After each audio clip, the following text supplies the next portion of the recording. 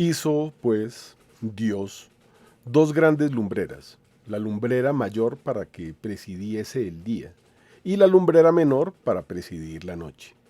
E hizo las estrellas. Génesis 1:16. Hay más de 60 versículos en la Biblia que hablan de las estrellas, pero hay unas estrellas en particular delicadas. Apocalipsis 12:4 nos relata la caída de Lucifer, quien con su cola habría arrastrado la tercera parte de las estrellas del cielo y las arrojó a la tierra. Lucifer, portador de luz, es una forma poética de llamar al lucero o la estrella de la mañana, haciendo referencia al brillo del planeta Venus al amanecer. Apocalipsis 22:16 dice: Yo, Jesús, envié a mi ángel a daros testimonio de estas cosas sobre las iglesias. Yo soy la raíz y el linaje de David, la estrella esplendorosa y matutina. Jesús es la luz del mundo. Oh lumbre de oriente, sol de eternos rayos, decimos en la novena de Navidad.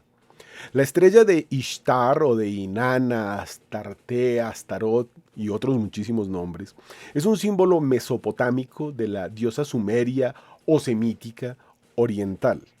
Un hexagrama o estrella de 6 u 8 puntas es quien la identifica. El búho es otro de sus símbolos. Conocida con muchos nombres en todas las mitologías del mundo, como Ishtar, Venus, Afrodita, Lilith, etc., se asocia con el planeta Venus, que también se conoce como la estrella de la mañana. A veces se muestra junto a la luna creciente, que era el símbolo de Sin, dios de la luna. Ahí hay todavía adoradores de la luna. Las pirámides de Egipto, inspiradas por Nimrod, que hizo la Torre de Babel, y fue esposo de Ishtar, quien se hizo adorar como Baal, se construyeron en base a la posición espacial que ocupaba en ese entonces el norte polar, que hoy ocupa la estrella Polaris, pero que en aquel entonces era la constelación de Draco, el dragón, y en particular hacia la estrella conocida como el Ojo del Dragón.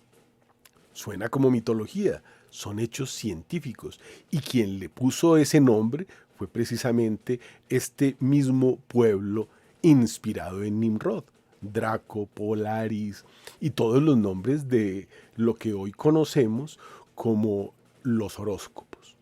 Hechos 7:42 advierte: Dios se apartó de ellos y los entregó al culto del ejército celeste, según que está escrito en el libro de los profetas. ¿Acaso me habéis ofrecido víctimas y sacrificios durante 40 años en el desierto, casa de Israel? Antes, os trajisteis la tienda de Moloc, un diablo, y el astro del dios Refán, otro diablo, las imágenes que os hicisteis para adorarlas. Frase inspirada en Amós 5:25, que añade: Antes bien, llevasteis a vuestro dios Moloc, Sicut, vuestro rey, y a Quillún, vuestras imágenes, la estrella de vuestro dios Saturno, representante del infierno. Sicut es el nombre del dios asirio Adar, Malek o Saturno. Sakut, dios babilónico equivalente a Ninurta, Kiyun o Kebam, era el nombre de un dios del panteón asirio, otro diablo. Todos ellos, mejor dicho, ángeles caídos, asociados con estrellas que han caído. Isaías 14:12 nos relata: ¿Cómo caíste del cielo, oh lucero?